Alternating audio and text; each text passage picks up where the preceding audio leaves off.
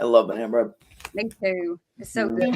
Ladies and gentlemen, you are watching Concert Junkies, Rob and John. Oh, yeah. And we're live. Hey, Hello, hello. Wow. What's up, everybody? I'm just used to jumping in at this point. Yeah. As everyone knows, this is Rob and John's Concert Junkies. I'm co-host Fran LaSavage of the Savage Ladies of Metal. Our host, the generous Robert, always with us. How you doing, Rob? I'm doing lovely. All right. And tonight we have a beautiful, beautiful singer that I've heard so much about. How are you, honey?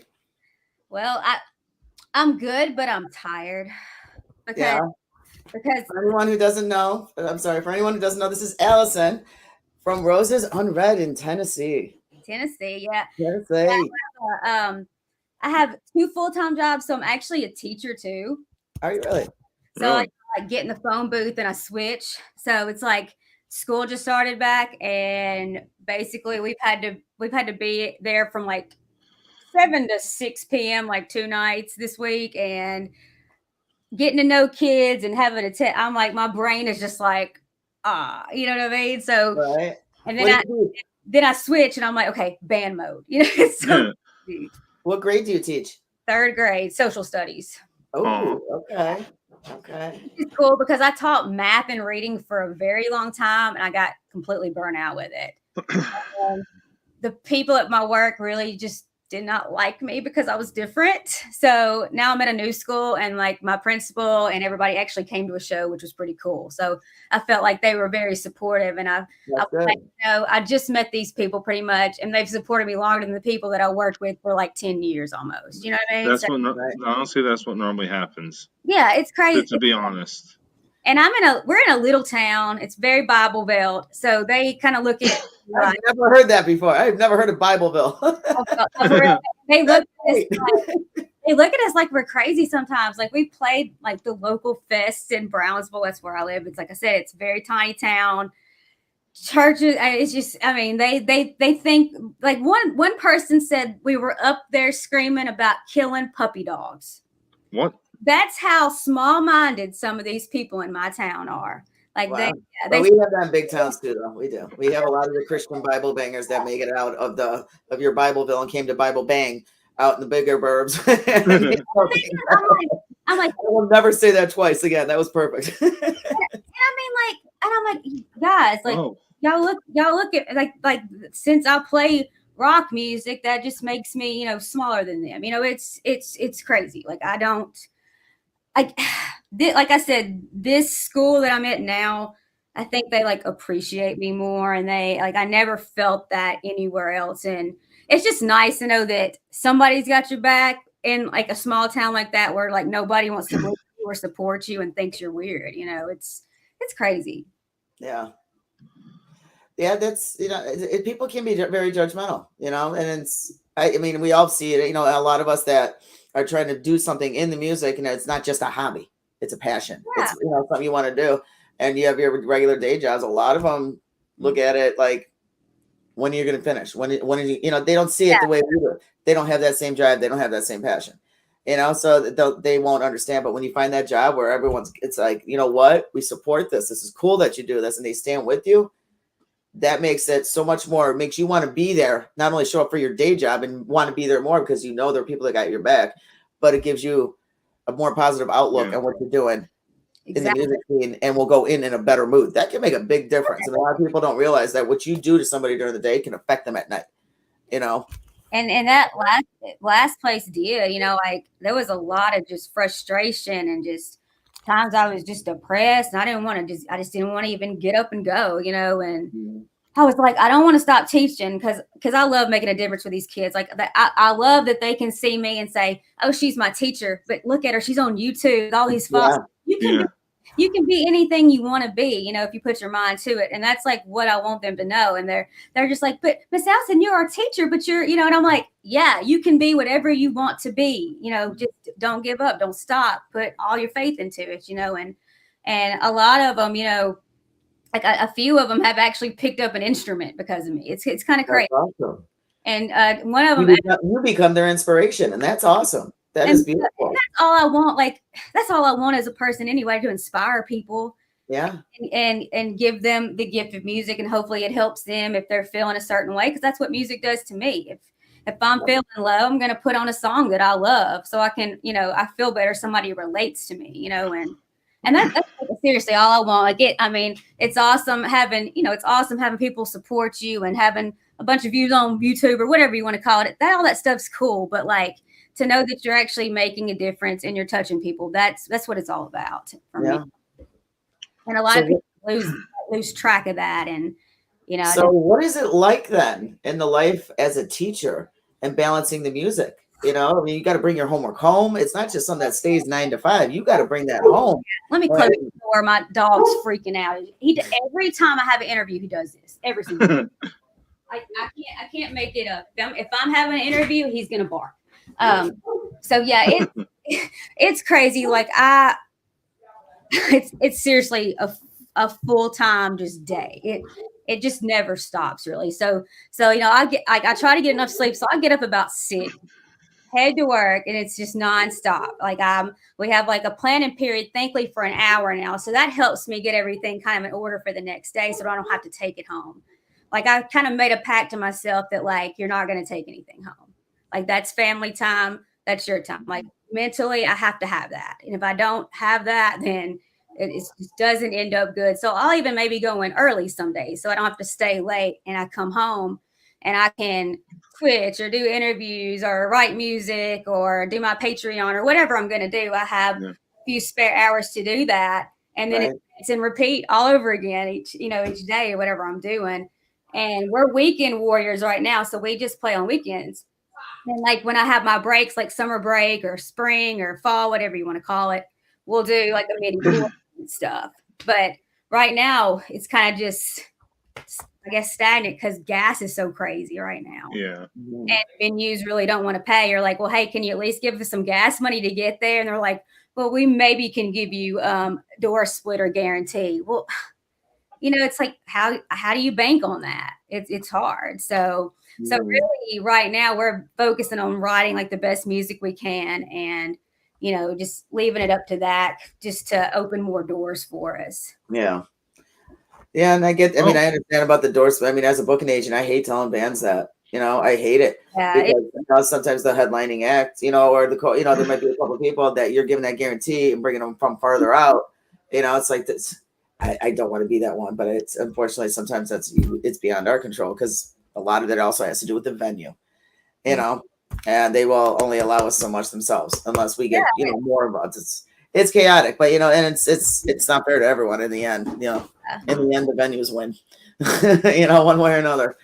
But yeah, you seem to be holding it up, though. You look phenomenal. Your skin looks great. You seem to have that balanced out, and it's working. Oh, I got, I'm trying to wrap my head around, and I get up, and like my dog, we like to cuddle in the morning. So he'll usually go into the den about midnight, and he'll come back, and then he'll get back up and go back in the den. And I swear, like every 10 minutes before I'm ready to get up, he comes to cuddle. And I'm like, we're about to have to get up. Like, why did you wait this long? And then he looks at me, Mama, where are you going? And I'm like, Mason, you knew this was going to happen. Like, if you would have come in like 30 minutes earlier, we could have had our cuddle time. But he's, all summer, that's what he wanted to do. And when I went back, he went into mass destruction mode and tore up a bunch of stuff. Like he has separation anxiety really bad. So we had to start putting him back in the kennel. Like it was bad. Like he was getting into everything, because I left and I went back to work after summer break. Like, I can't make this up. The separation anxiety. Yeah.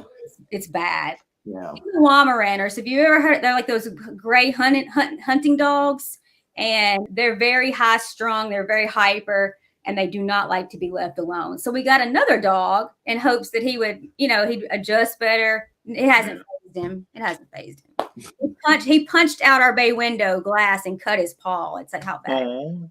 He's getting violent and physical now. Yes. Rocky, our drummer, like when he has his fits, he calls it Mace's rage. And he's like, he's about to rage. And like everybody, all start laughing, but that's Rocky's thing. He's like, he's going into his rage mode.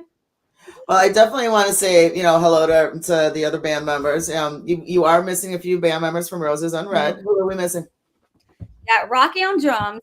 He was in the studio Monday, so he was like, I just, with we all work full-time jobs. He's like, I just need a breather. I need a break. I'm like, okay, I got this. And then John's in the studio, which is my husband. He plays guitar, so he was there last night. And I was telling Rob, I said it took them an hour last night to tune a guitar. And I was trying to figure out why, but I didn't want to ask too many questions because I think they were very upset and mad about it. So I was like, I'll bring that up later. Don't feed that live fire yet. I'm gonna ask him tomorrow. Okay, so why did it take y'all an hour to tune the guitar? Like what happened? So that got him in at like midnight. And then Jed's our bass player, and I think he's going to record tomorrow night. So he was resting up tonight and all that. So I was like, I got this one tonight. So they're all occupied and all that. And I keep going. Like she asked me how I do it. I just keep going and I never stop. And I guess that's why I'm able to just do things like this. Cause it's like I get tired, but I just don't stop. I know it's eventually probably going to catch up to me, but that's all I know to do. Like, I don't know. Go. I get that. Just go. They were asking me at work. They're like, are you ever going to have kids? And I like hate when people ask me that. I'm just like, would you just leave it alone? Like just quit being so damn nosy is what I want to tell them. Like, you worry about you. That's what I want to say. But I'm like, I think that's how I'm able to do so much because I don't have that to, really worry about. Yeah, that does make a difference. I mean, I'm a mom. I love kids and everything, but I can't wait till they're big enough to wipe their own butt. And you can say, I'm going out. In Illinois, 13. See ya. Hey, yeah, if you can trust them. If you can trust them. I tell the kids, I'm like, y'all are my kids. Y'all are all need, because when I get done, I'm like, I need peace of mind, after all that. And I was like, you guys and my dogs are my babies. Oh, and of course my band. And the band's like the big baby because we've been this band since 2007. So and they're your baby. Put a lot of time into it. And we've had so many band member changes. Like they said a million times we need to change the name because we had so many changes. And I'm like, but why? Like I don't see the point. Like why? We just keep going, and that's what we've established. So I don't like when bands just keep changing their name because they keep getting new members. Like I just think I don't know. I just think it's. I actually agree with you on that. I don't think it's a smart move to do that because then your band will never grow. People will be like, okay, you were who, and now you're what, and then you're going to be what tomorrow? Yeah. Keep the name. If the original members are still there, keep the name. People change, it's going to happen. The name shouldn't. He and I basically established it because what happened was I was in a band, he was in a band, and both those bands kind of split. And in the midst of it all, we started talking and dating. And so it kind of ended up where it's like, hey, well, I've got this idea. Do you want to be a part of it? And then, it came to life as Roses Unread. And so we've pretty much been together as long as this band's been together. It's kind of crazy. Like we started dating like a month before we actually like called it Roses Unread for what it was. So, nice. It's kind of wild. So it really is our baby. It's what we know, we put everything we have into it. So that's good. Rob, go ahead. I'll let you take over for a while. I always ask this question, so it's not going to be anything different than any other day. What do you want to leave as your legacy? Kind of like I said before, I want to be an inspiration to somebody. I want to know that I helped them through something that was, and I mean, I've had people say that, but it's like when somebody else says that, you want to just keep helping, and you just want to, that's the legacy. I want people to be like, gosh, she wrote really good songs that just made me feel alive and made me feel like I had purpose. And that's what I want. That's what I want to leave. Except for your own music, what's your comfort song? Well, weirdly enough, like I always find myself like when I'm in, like I need a peace of mind. I always go to my swing in the front yard. Like I don't know what it is, and I can be calm, and I don't necessarily have to like bring a book or anything, which I do a lot because that's a lot of times where I write. But I'll just go out there to just sit and think and just kind of absorb and just kind of be outside with nature and just kind of take it all in. And then like if I'm out there like 20 minutes, I come back in and then I kind of automatically feel inspired and energized again. Like, so that helps me a lot. Like I'll always have a swing in my front yard. Like I've always, I guess, been drawn to that even as a child. Cause I can remember my cousins like, and I singing corn out of, all bands out on the school playground and just swinging and just screaming corn lyrics. Like it was just always something about, like, you can see I spin now. It's just like a constant like movement. I have to be in movement. That makes sense. Mm-hmm. Like I can't really be, if I feel like if I'm still, I'm not productive. Like that's just my mind. I got that. Even when you're laying in bed, you're ready for bed. Your mind has not shut off. It's going 10 different directions at 100 miles an hour. I get that. You know what? It sucks. And then you're exhausted, but you just can't sleep. And I can't sleep. I'm like, oh my gosh, like why? Like you've been going 90 to nothing. Why is your mind still awake? Like it's a never ending battle. Never ending. Yeah. I get that. So I want to talk about, your latest video release, Creatures. Yeah, well, we had the latest one was Fireflies. The one before that. I love that video. Right, we had the premiere video of Fireflies that just came out. Actually, just came out like 2 weeks ago, 3 weeks ago. What month? Yeah, it was like June. I think it was like July 15th. I think. Right. So yeah, roughly. Yeah. It's a beautiful song. What was the inspiration for that? I mean, I've listened to it like 6-7 times in a row. I'm like, dude, I love your voice. I love your voice, and it's just your music. I mean, it's the whole. It's almost like were you trained at all, or is that your natural voice? So not really trained, but when I was younger, my cousins and everybody would tell me, you can sing, Allison, you can carry a tune. And I was so shy, I wouldn't sing in front of anybody. It was like they knew because I was comfortable around them, but nobody else knew. And then I got in high school and I met a bunch of guys that played in bands and they heard me sing and they kind of, they're kind of like, hey, you need to kind of come do this. And so that's what kind of, opened that door. But now I've lost my train of thought because I was going off on one thing. Ask me the original question, please. About Firefly. Yes. Well, the newest release that just came out like 3 weeks ago. So you would ask me something before that, though. I brought up Creatures, and you said actually no. One was one just recent, which you're right, which is 3 weeks ago. It's Firefly. So what? Let's talk about. I want to talk about. I mean, what was the song about? What was your inspiration for that? Yeah, I was like, because I just got off on a tangent, and I will keep going if I don't stop. I go left all the time, also. Okay. Where did I even go with this? But yeah, Fireflies. That one's very, very emotional and personal to the point like the guys didn't even want to be in the music video. It was so personal, but it's about like letting somebody down and just, it's almost like an apology. It's like, I'm sorry for not being the person I should have been, and it can be like in a friendship and a relationship, whatever you want to call it, and it's basically saying, I kind of, threw you to the side, blew you out and, burned you out, but please don't do it back to me. Just know that I'm sorry. And, in the first line is, I can't buy your love. I won't even try. Like there's, you can't buy it. It's like, I just want to fix it, but how can you forgive me? It's almost like a plea, an apology. It's a very personal one. Like, I'll say this, like I went 6 years ago, I went through a really bad situation and I drank a whole lot. I don't drink anymore, but I drank a whole lot and it would just turn me into somebody I wasn't. And I would just do foolish things, just because I was so sad. I had a student pass away in my class and it depressed me really bad. And, like I said, I don't have kids. So I grieve like a mother. Cause like I said, they are my kids.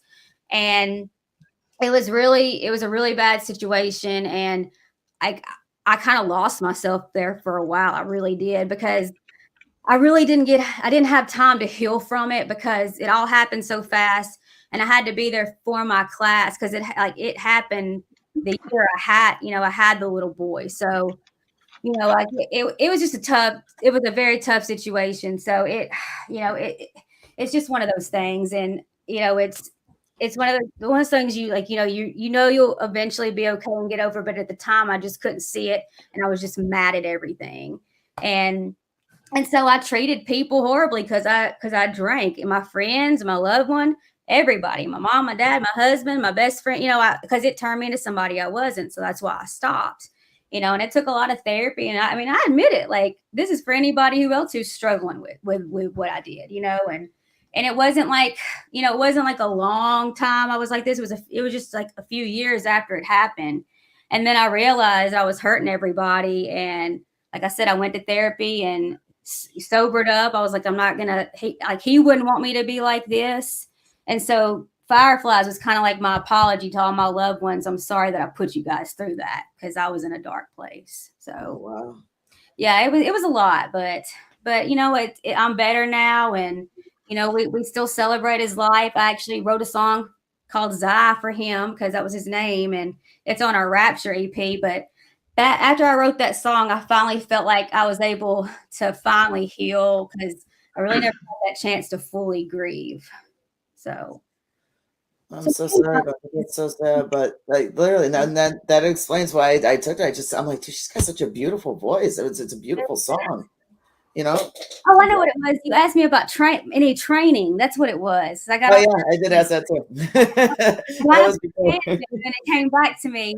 But no, like I said, my cousins always said I could sing, and so like when I got into the high school, you know, band with my buddies, that kind of, you know, opened me up, and I wasn't as shy. But kind of after that band broke up, I took lessons from a gospel singer for a little while, and she basically helped me with harmonies and things like that. And I was like, I want a little more depth and soul to my voice. And she just basically sang gospel in church, and that's all she did. And she was like, yeah, I'll help you out. And I like seriously paid her like $20 an hour. She just wanted to help me. And she was kind of friends with the family too. And I did that, and really nothing else. And it was pretty much natural. But it, you know, it took a lot of like me, you know, like using the muscle a lot and building it up and trying new things to get it and experimenting. Like I don't scream or anything. I've always been scared I was gonna mess something up. Like I always wanted to, but my husband used to do all the screaming. But then our music, how it evolved, we didn't really need it anymore. Like I wanted like the lyrics and the melody to create, you know, to like create that emotion that a scream would give you in the same sense. So I felt like we needed to kind of get past that in a way, the way our music was going. Then you did. I mean, you know, Rapture, that's another killer song. I mean, you're just the songs that I was listening and checking. I was just like, I just absolutely love your voice. And you know, I couldn't wait to hear the next one. I was just like, I don't even want to check out anything else. I just want to hear the music. Yeah, I actually, when I grew up listening to a lot of pop and a lot of, I guess like hip hop, R&B. Like I listened to a ton of like TLC, ton of TLC. I did too. I wanted to be them. Like I would get up this house is my childhood house. Like I pretty much have lived on this land in this house my whole life, but my grandmother lived next door. And I lived with her for about 6 years until she passed away. Then I moved back over here to this house. But yeah, like I'm doing it again. I get on a tangent, guys. Oh my gosh. I don't even know where I was going with that. I told you it's been a long day. It'll come back. Let's just continue.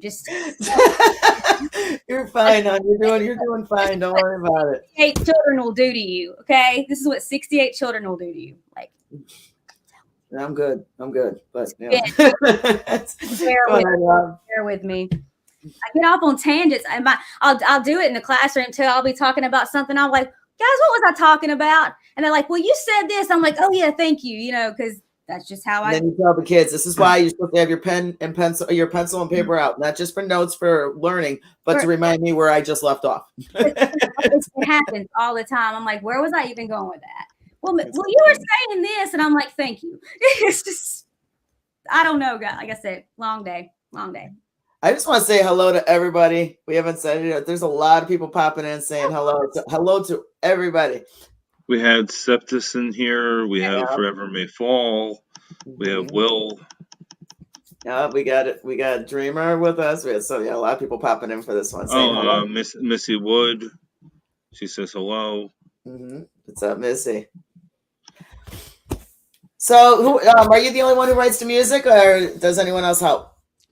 So basically, we'll start off with like an idea either on guitar, or it could be a vocal melody, could be something on piano, could be just me playing with loops. And then we'll take that and either I'll take my husband something or he'll bring it to me of like his riff idea or something. And we'll kind of come together, meet in the middle and try to come up with something. Like the last one, I think the last song we did that they're doing right now in the studio, I think that one actually he had come up with the guitar part and then he wrote some synth with it. And then I came back over with the lyrics and melody and we kind of built drums, and all that. And our drummer's like, I wish I could be a fly on the wall.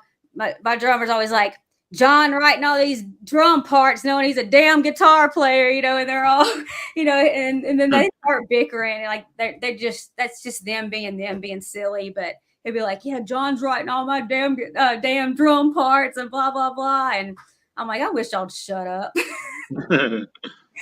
Like you come in here and program. I'm like, you're gonna go track them anyway. What does it matter? It's like he's like, he's just giving me something to, so I can try to record something over. I'm like, this is not gonna stay this way. It's like another set of students for you. Worse. Detention. That's what it is. And you're in charge. The 68 kids prepare me for them. Put it that way. You know what? It's terrible and funny at the same time. I give them just as much hell as they give me, though. I can promise you that. That's funny. Go ahead, Rob. I ask this every episode anyway, so I'm going to ask it now. Who's your 12th? If you could pick Last Supper scenario, you pick your 12. Who are they? So they can be dead or alive, I'm assuming. Yeah. Anybody and you have to have one female at the table.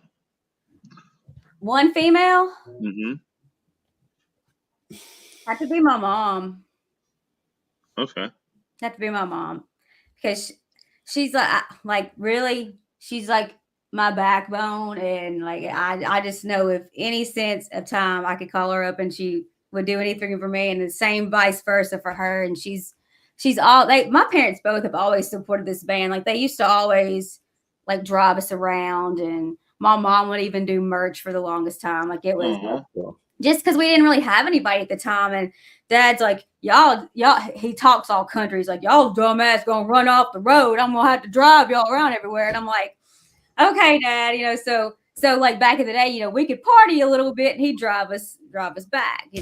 We're far away from that now, but back in the day, yeah, like early Roses Unread days, yeah. We'd play, have this little drink, and Dad was driving. So it was like we were okay. We were with my parents, I felt safe, But yeah, Mom, like I said, she'd do the merch, and she'd even help me like work on harmonies and write melodies sometimes. Like that's how into it cool. was with it. So, and like I said, she's the best mom. So, major props to her.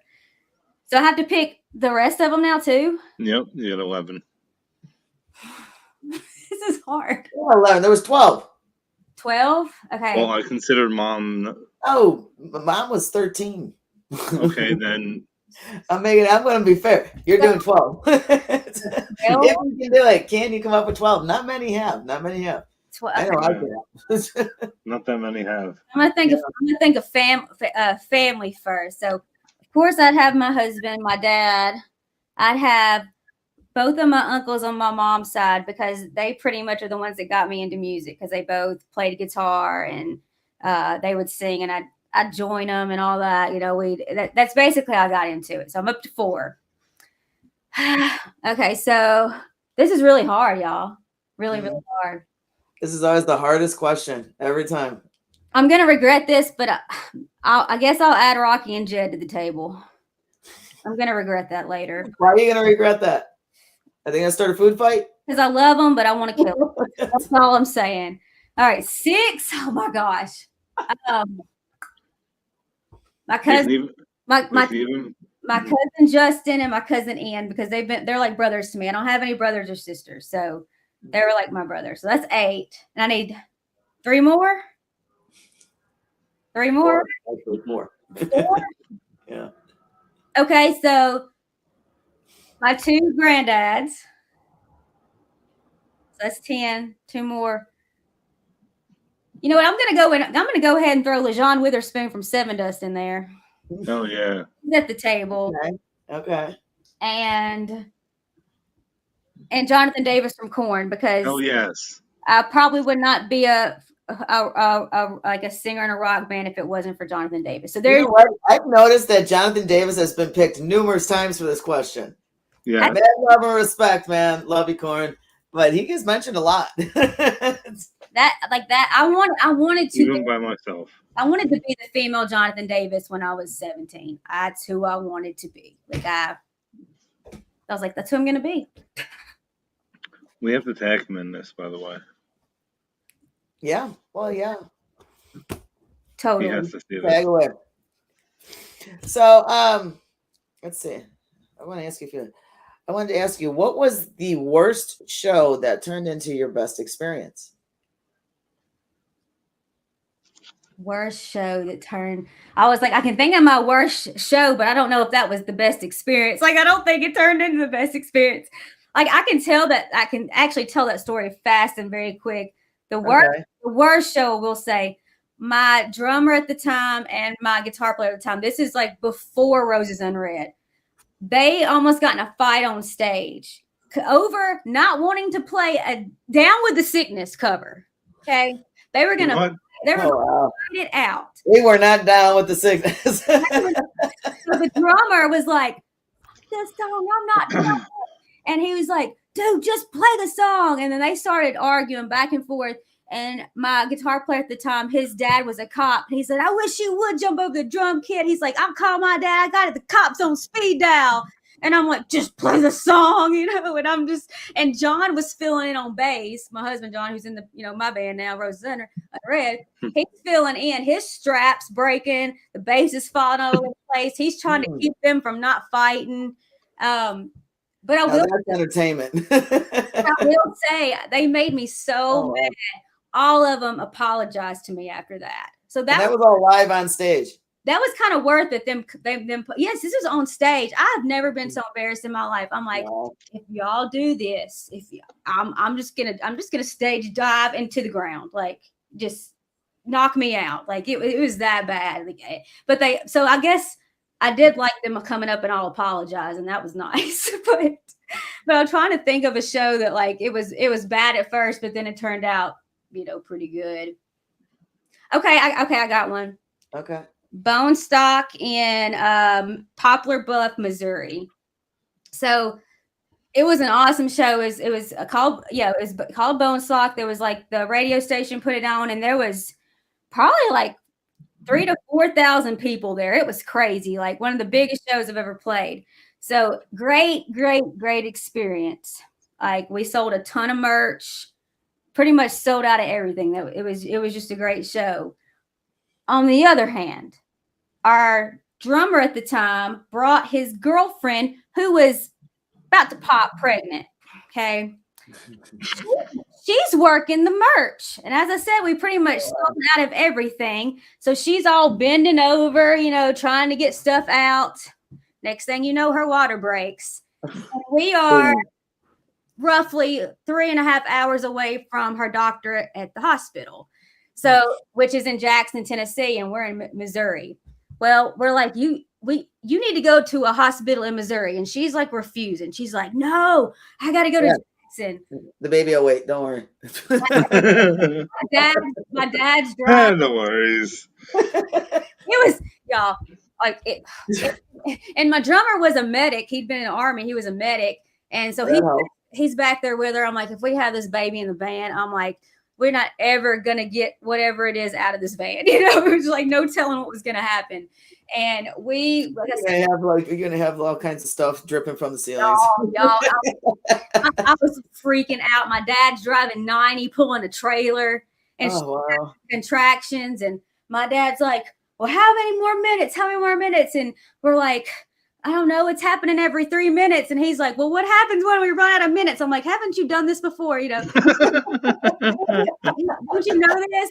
And he's like, well, what happens when we run out of minutes? And we're like, we have a baby, you know, and he's like, oh shit. And he's like driving fast. I'm like, we're not going to make it. We did make it to Jackson though. And she starts crowning, y'all. It was a lot. You actually drove. Like my dad drove all the way from Missouri to Tennessee, back to Tennessee, and as soon as we hit the hospital parking lot, she starts crowning. The baby was already popping, and we get well, I'm glad you made it. 5 minutes when we got there, she had that baby. Like, wow. Oh, y'all, that should, man. I wonder what that car ride was like for Dad. You know, he's driving that whole way, and she's just. You know? I don't know. I don't even know what I'm doing. I'm like, her belly. It's gonna be okay. I'm thinking, no, it's not gonna be okay. Anything anyone says to you, I remember being in labor. I mean, thank God both my kids were C-sections in the end, but I felt labor with the first one, and anyone that came near me, I was ready to stab them. Like, don't shut up. Stop. Nothing you could say or do is gonna make that mom feel any better.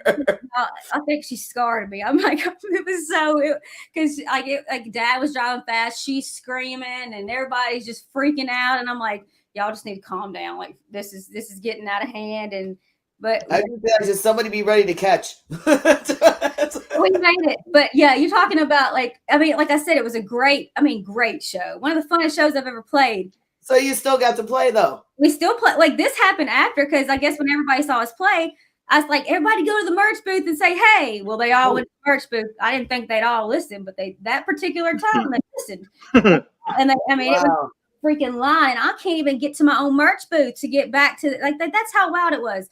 So great show. And then, like I said, the people I think put her in labor. I really do. And they were helping us pick everything up and pack it up. Like, we got to go now. You know, we were boy or girl? Boy. Healthy baby boy. Mom was doing good. Baby was doing good. They named your dad had a peace of mind. Got to clear his ears out a little bit. I remember our roadie. He was freaking out. This big guy his name's Tim. Big guy. He ran and got the wheelchair, and he looked at the girl and he said, "Her water just bursted." It's like bursted. My accent's country. If you heard his, like, you would think I was like from New York or something. That's how bad it is. He's like, her water just bursted everywhere, you know, and the girl just looks at him and they're like, we need a wheelchair, and we made y'all. It was rough. That's definitely a show for the books. Holy shit. A rough. Wow. But like I said, fun show. Everything else went fine except after that. But yeah. For your question. That's one hell of a night. Yeah. Damn. That definitely answered my question. Hey, that was an awesome, crazy ass story. Like, wow. Because it was like I said, it was a good show. And then that happened. I was like, yep. And then it turned into a nightmare really fast. But everything ended up being okay. It was just scary at the time. Yeah. It was, wow. Wow. God. Wow. I'm glad everyone came. I'm glad the baby was born good. Mom was good. And he waited up until that minute until she got into the hospital before he said, I'm coming. You know? He had waited long enough, put it that way. I can't believe she made I really cannot believe she made it. It was really a miracle, because like, I guess like whatever happens before you, like it got the van seat wet. You know what I'm talking about? Like, I don't, you know. Yeah, right. And we had to get like a steam cleaner, get it all up, y'all. It was bad. I was like, that's a faucet you can't turn off. Unfortunately, I'm never sitting in that van bench again. It's like, I'm never doing it. If you don't get everything off the chair and you see one little off spot, and be like, I don't want to know what that is, but I'm not sitting there. I'm never sitting in that spot. I don't know what that is. I always sit in the front when I'm like, y'all can have the back. like it's bigger back there too. I'm like, I don't care. Y'all can have the back. That's funny as hell. Oh wow, that was a beautiful story. I like that. Go ahead, Rob. If you can make your own time capsule, what would you put in there? What would I put in there? Well, I still have my pretty much shredded up old Care Bear baby blanket. That would go in there because I've kept it for that long. And I have a Cabbage Patch that I've kept since I was a newborn. And I still have her. She's put up somewhere because her head's trying to fall off. She's so old. She's aging. Okay. Yeah. Cabbage Patches aren't babies anymore. Especially the original. I actually have one too. That's killer.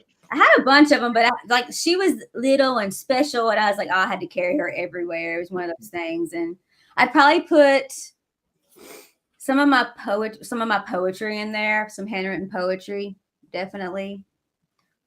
Probably some. This is a tough question because I've really never thought about that before. Song lyrics, I guess. Some photos, like maybe band photos from like way back in the day and current. That'd be kind of cool to look back and see. So yeah, I guess some stuff like that. Probably. What about like old demos? That'd be kind of cool to go back and somebody find my old demos, like dig up them. That'd be like, what is this crap? Like from way back in the day. They'd be like, that's not the same person. Right. The beginning. The beginning of it all. The beginning. Yep. They totally would. They'd be like, this is not the same singer. Because like, I swear I came a long way. Like I would barely move on stage. I would stand there. That's how shy I was. Now I won't shut up. But now, I have the mic in front of me and they're just like, Allison, like we've got to put like music in the background or something, or you're not going to shut up. Well, yeah, I know. So we have to have it a specific way or I'll keep rambling because that's what I do. But yeah, it's either that or it's never going to end, basically. My kids have to stop me too. They're like, Allison, Miss Allison, we need to move on. I'm like, I know. I wonder what a history lesson is with you. Oh, I would love to know what that. I want to sit in just one class for that 45 minutes. This is going to be a 45-minute. Oh, wait, it's a third grade. So it's and they're all going, like, looking at me like, what is she talking about? And because like today they did primary and secondary sources. I'm teaching third graders this. They've never seen these words before.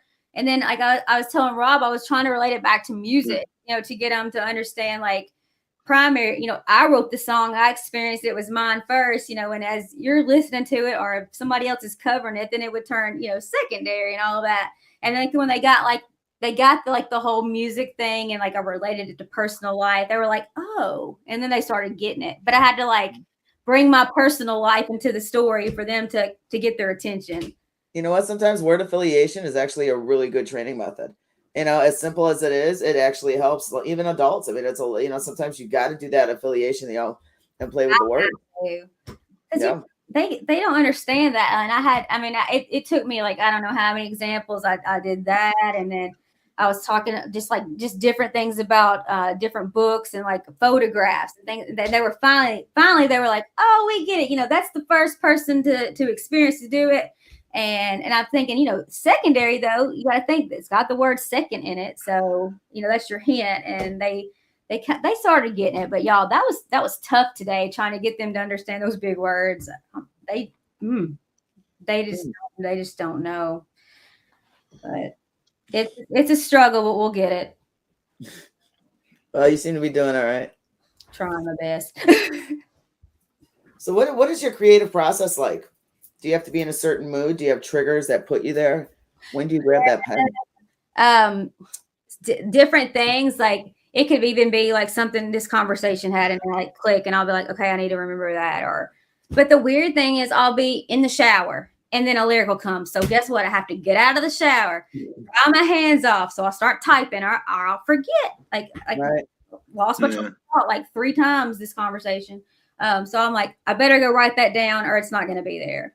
And sometimes I'm like, well, if you remember it, it was good. And if you don't remember it, it wasn't good. But then I still say, get out of the shower and do it. Or I'm trying to fall asleep. And then here it comes. I'm like, and then I got to get up. This might sound silly, but, have a little whiteboard in the shower. I should. Or washable crayons. And then just drawing all over the wall. That'd be great. That's a good idea. We do have them because the kids, we have them for our kids. That's where most of that's most of where your ideas come from when you're taking a shower. Or, I mean, I normally have pen and paper next to the bed sometimes, just randomly. I can't fall asleep, or I wake up in the middle. Write that down. Same way. I've got one on my desk. I got one next to my bed. I got two pads. I got two different sets of paper. Pads of paper in my car. One in the back seat. One in the front. Oh, always. Shit just pops up randomly. I gotta write it down. You never know. You just don't. Like, or when you're driving. Like, I'm driving. I will send myself a voice message text. Yeah. If I'm driving, I will send myself messages and text it to myself. That's how I stay on a lot of stuff. So it's like out one ear out the other. Like I can't. It's like there's so many thoughts in my head, and I think the reason why it's in the shower before I go to bed or it's when I'm driving is because I guess my mind's not being what's the word you guys don't like it's not being I want to say entertained, but that's not the word. My brain's not being entertained at the time, so I'm so I'm basically just with thoughts and my mind starts creating its own ideas, maybe because it's bored or it's not being stimulated. That's the word. Yeah. Okay. It's not being stimulated. So it's stimulating its own ideas because maybe I'm in the shower and I'm just like blankly looking or thinking or driving or, laying down to sleep. I'm, like my mind's not stimulated. So it starts creating its own ideas. I think that's what it is. Because my mind constantly goes. So writer's block wouldn't be an issue. No. Or has it been? I've had it.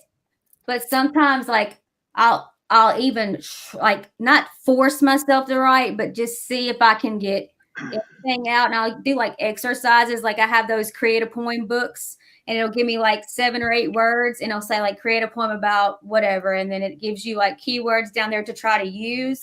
So I'll try to like exercise my brain and my rhymes and all that stuff just to keep that constant flow because. Me, I'm like, if I don't use it, I'm going to lose it, but in a sense, you still have to be inspired to write something, captivating and good and meaningful. So you got to find a balance. And it's hard sometimes. Right. But you just, like you said, you just take it when it comes, like even if you're driving or in the shower. So. Yeah. Like the curse of being a writer. You just never know when it's going to. Right. When it's going to do its thing. Okay. Go ahead, Rob. Well, I'll get this out of the way now. You can ask me anything. So, let's see. All right.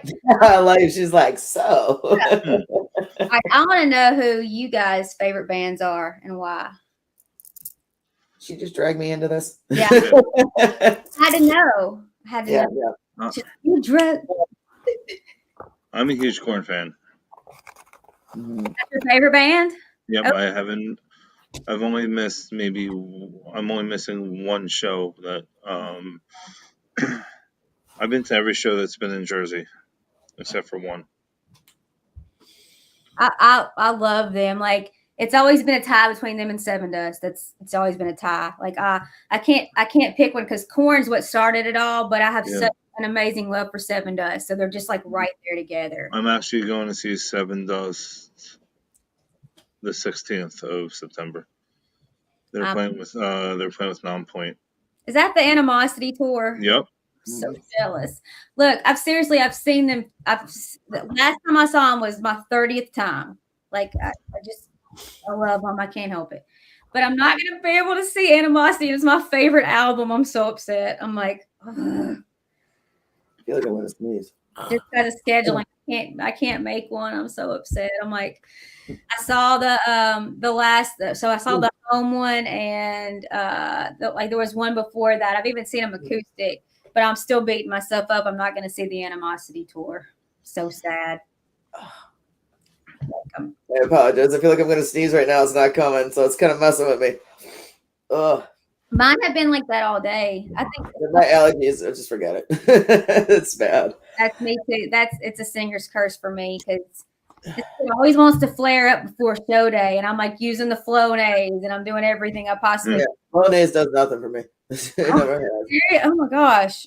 But to answer your question, name a few of my favorites though. Slayer, In This Moment, Linkin Park, 3 Days Grace, Motionless in White. Marie Brank. I mean, she's reigning queen for me. I just literally, that is one female I will get to my knees and go, gee, yeah. I will definitely switch roles. But I love that.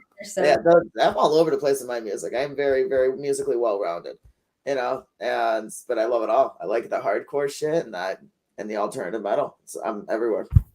Speaking of Motionless in White, that new album's awesome.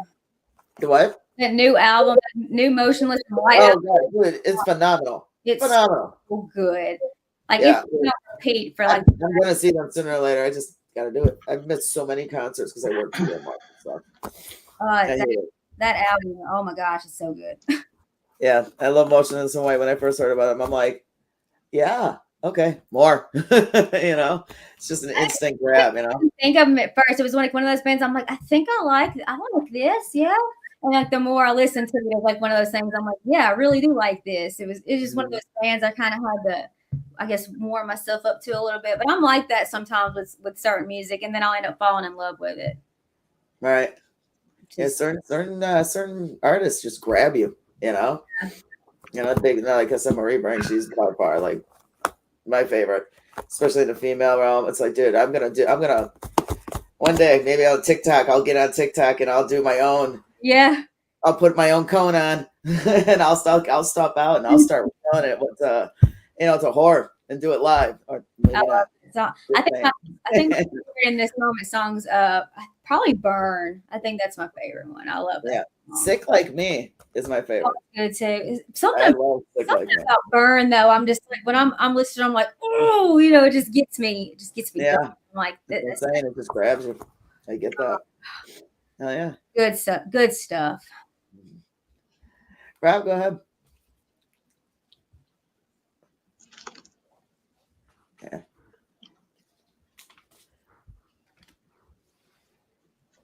I'm trying to find it. Sorry. Hey, I actually had things written down for once. Really? Yeah, for once that happens. That's good. See, I usually stop crossing things off. I just start remembering who said what already and just go to the next one.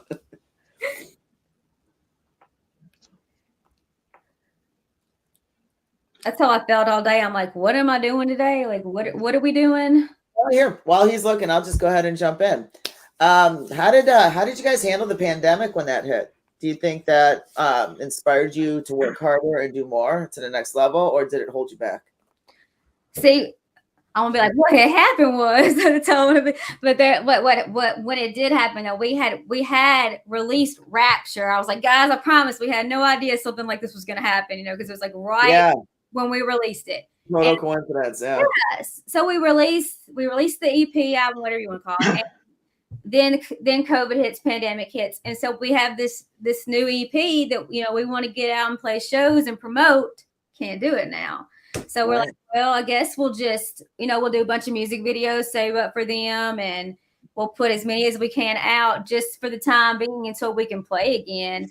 And so we had Rapture, and then COVID hit, and then we did Ugly Truth during lockdown. It was funny because the guys wore masks in that video, and we were going to have that planned anyway, even before COVID. So it all kind of like worked out. Yeah. So I was the only one without a mask, and the whole time we just kind of felt uneasy because it's like we had kind of been out of the house for the first time just to do a video like out in the open in different places. So that was kind of interesting. And then, and then it just kept going. We were still in lockdown. And then we did Lying to Yourself. We were able to get that one out. And then, I don't know about you guys, but, just being locked down, it made me just depressed. I couldn't see anybody, couldn't get out and like do what you wanted to do. And, you're basically just stuck in the house looking at the same walls, and I'm like the type that gets like seasonal depression, or if I stay in one place too long, I start losing my mind. So I wanted to write a song kind of to explain that. So we wrote Leave a Light On, which is, basically not really being able to get to somebody. And to me, it was like a hello from a distance song. Like Yeah. I can, I think of like people putting candles in their windows, like at Christmas time and things like that. But for me, it was like a candle in a window. I saw this idea in my head when we were like having the whole thing come together. And I felt like the candle in the window, it kind of represented like a hello from a distance. Like, even though I can't get to you, the candle represents I'm thinking of you, even though, you can't come in, that kind of thing. But, we're all in this together, even though we can't get to one another. And it was kind of just like a song for everybody that I couldn't get back in contact with.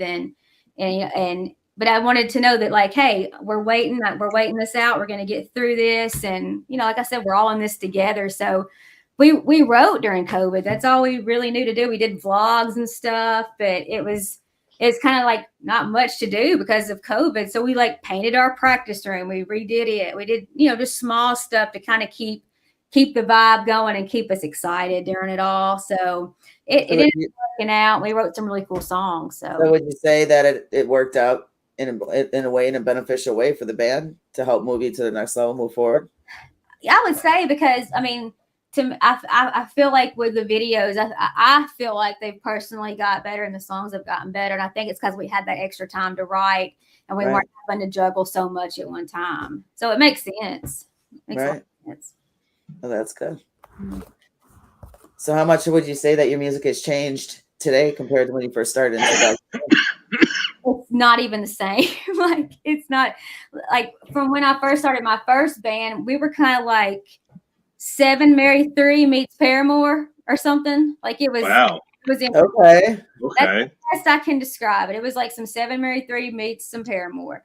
And then after that band split, I kind of made my own kind of thing. And it was weird because the first band I joined already had a singer, male singer. So I kind of did backup for him when I joined that band. Well, when that split, I formed a band and he was my backup and he played guitar. So it's like we switched roles. Okay. And this band was kind of like, I don't know how I even describe. We had so many different songs. It was like new metal, but since you had both of us singing again, it still had that Paramore 7 Mary 3 vibe, but it was a little more heavier than like the music, I guess. Because it was like very poppy on my end, very 7 Mary 3 on his end. And then you bring it with like a more new metal sound. So it was kind of interesting. Well, then that split up and, we formed Roses Unread. And like I said, we had totally different members. So it's like almost every time our members changed, our music changed a little bit because we lost a part of them and gained something new. So it was, but I always felt like we kept evolving and changing for the better, whether anybody wanted to, admit it or not, or, no hard feelings toward anybody. It was just how it was meant to be, and how it all worked out. But yeah, it's changed tremendously. Like it sounds nothing like it did. If you go back and listen to our very first self-titled, or not even our self-titled, the Commencement was our first one. And it was very, very, it was more poppy, I guess you would say, like pop rock, but a little bit of new metal, I guess. And then it got a little bit heavier, and then it went kind of like not screaming, but kind of still metal, but more melodic, poppy. So it's kind of going like on a roller coaster ride in a way. I feel like it's just we've done so many things. Rob, you okay, man? I'm okay. I'm listening to you, but I keep seeing he's like hacking over here. You okay? I was like, I'm okay. I'm like sure? Talking. I'm like, is he okay? Yeah. Yeah. I'm listening to you, and I keep seeing him. I'm like, dude, okay? I'm okay. I'm alive. Well, yeah, you better be. Good. I'm good. Okay, well, I'm glad. I'm sorry. I had to check on you. You just keep coughing. I'm like, dude. Yeah. All right. Well, Rob, you want to go ahead? So with the band's name, what does that mean to you? So my husband, he hates me telling the story, but before Roses Unread, we were called something else. And my dad actually came up with the name because at the time we had a show and we didn't have a name, and we were going through everything and just bickering, arguing about it. And he was like, how about Black Lace? And I was like, it'll do, just screw it. I'm done with this conversation. Well, we had Black Lace on MySpace, okay, back in the day. That just sounds great. Black Lace on MySpace. It's like, where? Yeah, Black It sounds like it doesn't sound like a band name. It sounds like a site, like a different kind of site. It sounds like something it doesn't need to be. And we called it that. And then I guess a month after we had this MySpace page, the official 80s rock or 80s metal band Black Lace, they're overseas apparently, gets on our messenger and says if we don't change our name, they're going to seek legal action. And I was like, oh. And so at the time I was like, thanks, Dad. we got to change the name, and I'm like, we built our MySpace page up. We got to change the name now, and we were like, we got to start all over. But secretly I was like, yes, I hate this name. It's like I almost happy that we got that message. So, and I also recall at the time in like the Memphis scene where we would play a lot, there wasn't a lot of respect for female vocalists in rock bands. They kind of looked at you like, what are you doing here, kind of thing. There was just no respect. So I kind of played off so I've always liked roses, and I've always been drawn to like my books and stuff. So I was in my head thinking about like, since we had to start over, almost like a flower that hasn't fully bloomed yet, like it had to close back up, or judging a book by its cover, don't judge it till you open up and actually read it till it's unread. Like that book might have a lot to offer. When that flower blooms, it's going to be beautiful. It's going to be, bigger than what it is. And I kind of put them together, and that's kind of how it came about. Nice. In a nutshell. So what part of that story does your husband not like? When I talk about Black Lace, he's like, I hate that. Y'all shouldn't like this. This is like basically when Black Lace pretty much changed the name. That's when our other guitar player left and John jumped in. It was just like they switched really quick. So I feel like my husband's always been in the band. Like it was Black Lace when the two people got in the fight on the stage too. Okay. He was playing bass and filling in, and then he ended up switching to guitar after the guy left for college. Did anyone throw any Black Lace up on the stage when you played?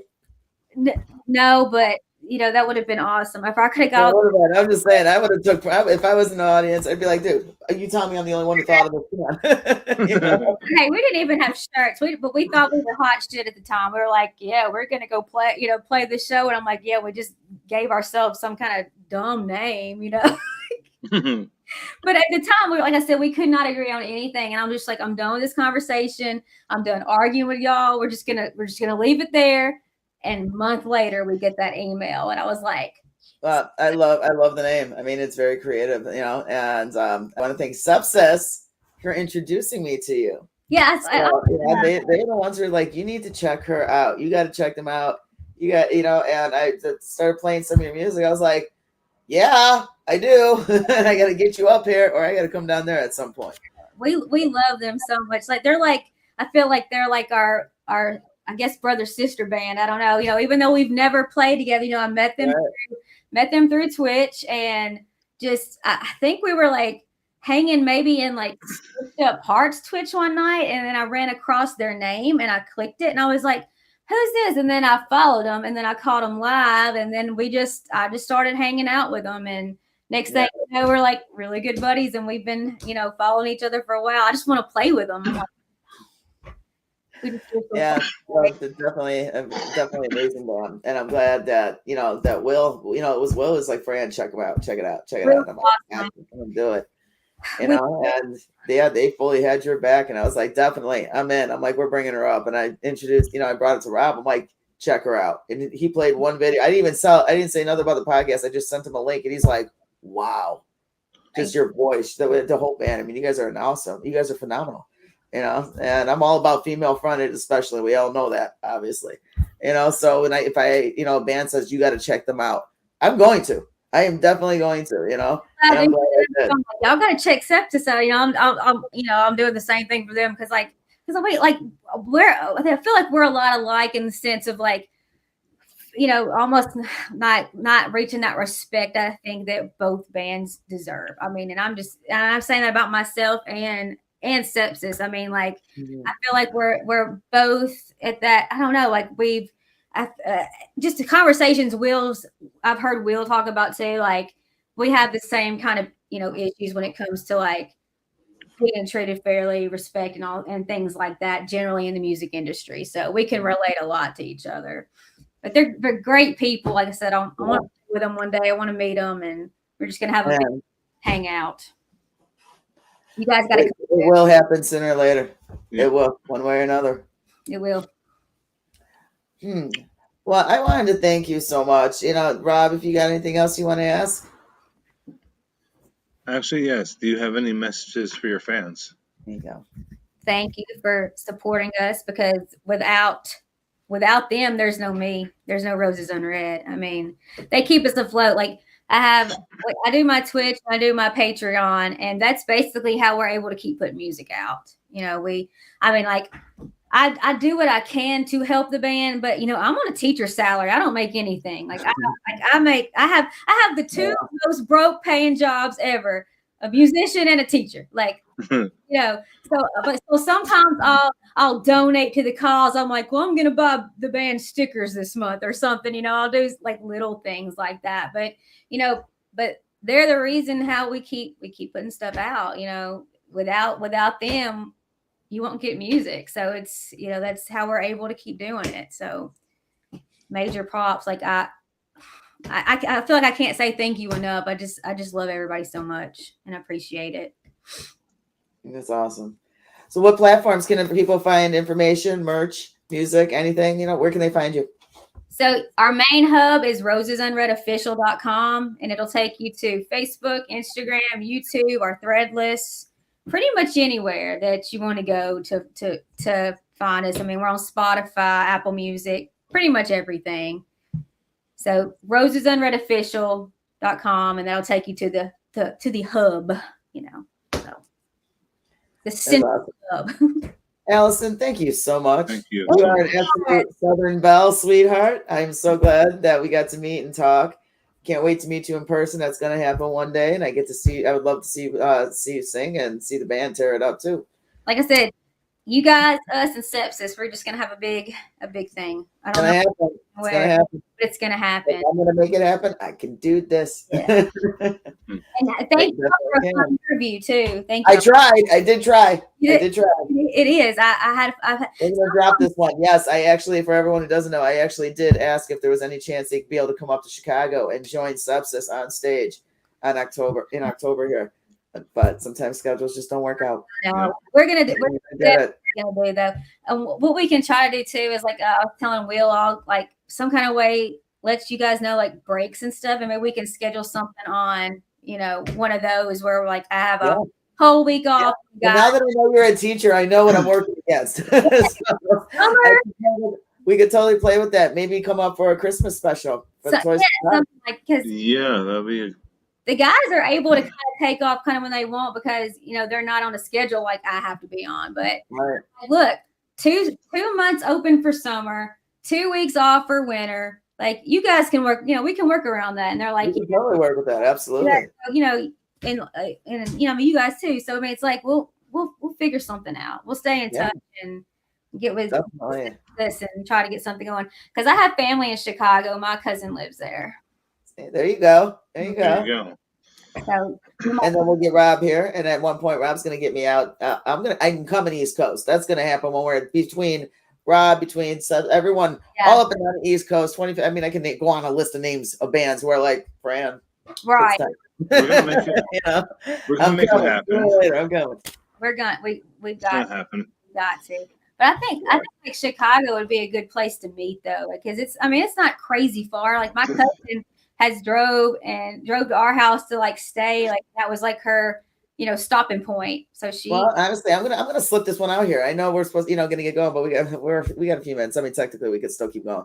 But I didn't say this to anyone. This has been a thought. And my mind is just like yours. It never stops. It never stops. Now, as everyone knows, I've talked about Savages on the Road. This is something I'm strongly starting. I really want to do, and I want to be full blown into it by 2023. I want the first one to possibly start at the end of this year. Maybe not though, because the holidays get chaotic. Plus, we have a fundraiser. We got a lot going on at the end of the year, so maybe I'll start at the beginning of 2023. But Marla Savage, everyone knows who Marla is. She's been one of my Savages for well over a year and a half now, almost 2 years, and she lives in Southern Indiana, and she's right there by Louisville. If I want to come to Louisville, and I want to bring you there. I'm like, I'm halfway to you already. Yeah, this is something I was thinking, because I want to bring Savages to Louisville, and I would love for you to play wherever Louisville show we create. But I would love for you to be there. Yeah, that's not too bad at all. I know we played Bowling Green, Kentucky, like a while back. Mm-hmm. But I think we were supposed to play Louisville at one point, and then something happened, and I was like really upset about it because I was like, I have to go play, and then scheduling, like you said. So, yeah.